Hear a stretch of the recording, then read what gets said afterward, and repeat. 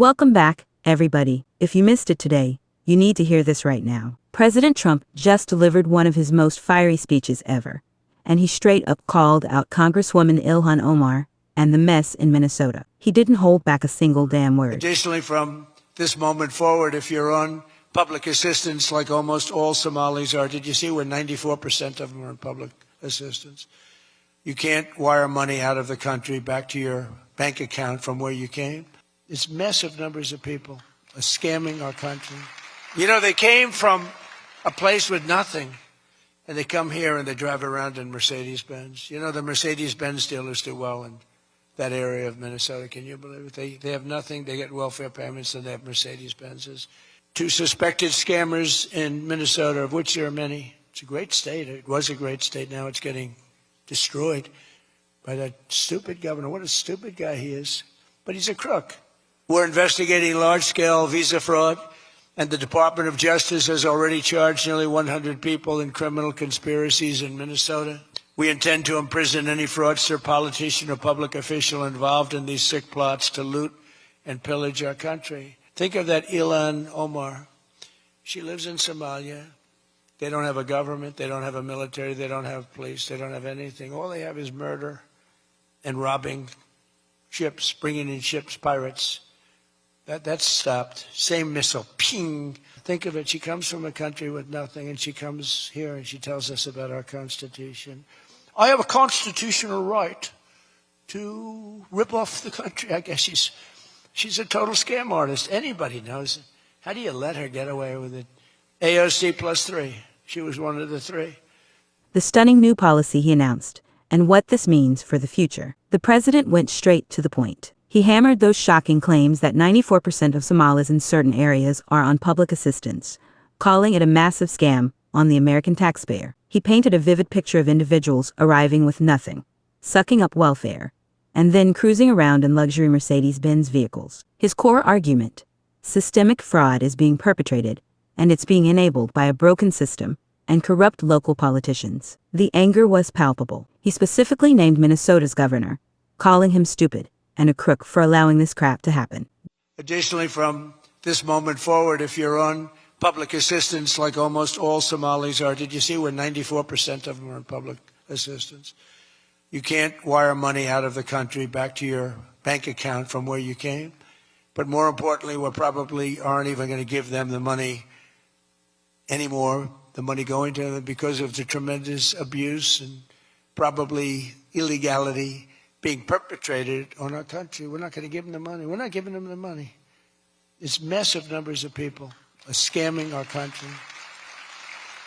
You know, they came from a place with nothing, and they come here and they drive around in Mercedes-Benz. You know, the Mercedes-Benz dealers do well in that area of Minnesota. Can you believe it? They have nothing. They get welfare payments, and they have Mercedes-Benzes. It angers me so much, but we're going to straighten out our country. This was done under Biden and Obama, very much under Obama. It all started under Obama. And we just can't. We've got a great country. We're not going to screw it up. But this was one of the great scams ever. They have the same thing, Somali in Maine. Who would think? I never saw that happening. But in Maine, it's really crooked as hell, too. But it's not just Somali. It is them, but it's not just. There are many other places, many other people. The whole country. If we stop this fraud, this massive fraud, we're going to have a balanced budget. That's how much money you're talking. We'll have a balanced budget without all the growth I'm talking about. And then you add the growth, we got one hell of a country. We're giving 90-day notices to places like California, Scott. Right away, we're going to send out that notice. Who would bill the federal government as people poured into the state to send those people back, because no country can afford to do it. No country can afford to take in millions of people, pay for their education, their health care, their hospitals. You just can't do it. And we all have a heart. You can't do it. But many of those people are murderers. They're people released from jails, prisons, mental institutions, insane asylums. They're people that are drug dealers. They're addicts. Additionally, starting February 1st, we're not making any payments to sanctuary cities or states having sanctuary cities, because they do everything possible to protect criminals at the expense of American citizens. And it breeds fraud and crime and all of the other problems that come. So we're not making any payment to anybody that supports sanctuary cities.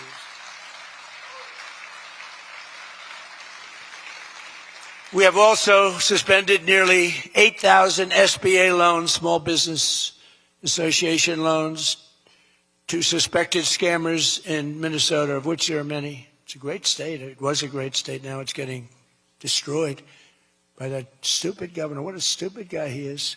But he's a crook. I mean, he's an incompetent guy, but he's a crook. He allowed this to go. You can't have corruption on a scale that nobody's ever seen before, and you're sitting as a governor and you don't know what's going on. It's impossible, even though he's a stupid guy. We're investigating large-scale visa fraud, and the Department of Justice has already charged nearly 100 people in criminal conspiracies in Minnesota. They're all over the place. Last week we announced that I'm creating a brand new division at the Department of Justice, a legal strike force led by a really tough, smart new Attorney General for fraud. He's a fantastic young guy. He's so impassioned to do this properly.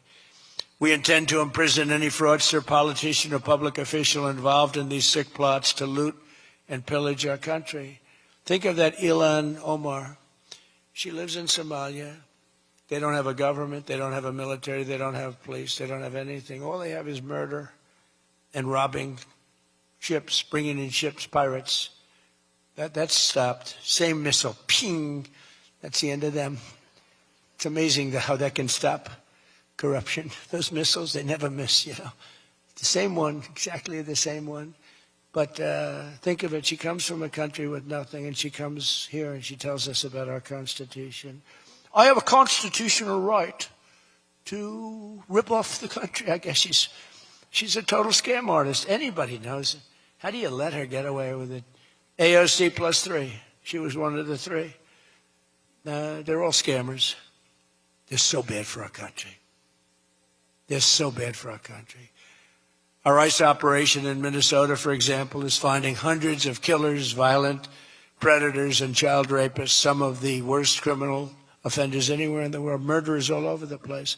All we want to do is get them out. Did you see the pictures that we put up? Hundreds of them. Murderers wanted for murder, wanted for the worst drug selling. One of them is one of the biggest drug dealers in the world. And vicious, sells bad drugs too. Bad drugs, like if you take a tiny little morsel, your child is dead. And we're getting them. But it's hard to get them because they make it so impossible for you. And you wonder why. Why would they do that? Do they want to live with murderers? Do they want to live with these people that are emptied out from prisons? They have a lot of people. One of the reasons I was so angry with Venezuela, they emptied their prisons almost entirely into the United States of America. Tren de Aragua was the gang. One of the worst, probably the most violent gang there is anywhere in the world, they say. We're getting them out. We've got a lot of them out already, but we're getting them out. We're also going to revoke the citizenship of any naturalized immigrant from Somalia or anywhere else who is convicted of defrauding our citizens. We're going to get them the hell out of here fast. And if you come to America to rob Americans, we're throwing you in jail and we're sending you back to the place from where you came. We're throwing you right in jail. And they know it, too. And one of the reasons they're doing these fake riots, they're just terrible. You see it's so fake. Shame, shame, shame. You see the woman? That's all practice. They go practice. They go to areas, they take hotel rooms, and they all practice together.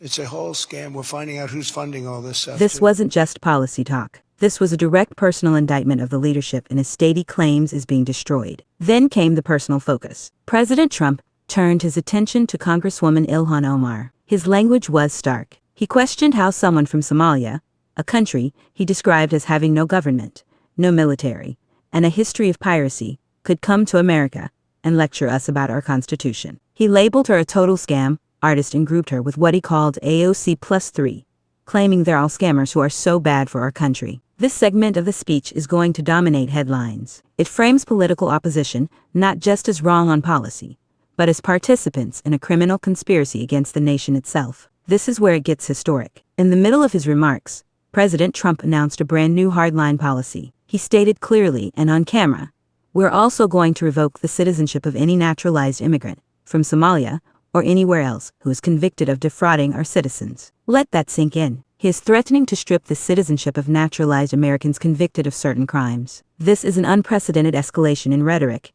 and proposed action against fraud. He paired this with the announcement of a new legal strike force at the Department of Justice, dedicated solely to fraud, led by what he called a really tough, smart new Attorney General. The speech wasn't just about one group or one politician. He outlined a sweeping nationwide crackdown. He confirmed that starting February 1st, no federal payments will go to sanctuary cities or states. He discussed large-scale visa fraud investigations, with nearly 100 already charged in Minnesota. He highlighted ICE operations that are, in his words, finding hundreds of killers, violent predators, and child rapists. The message was unified.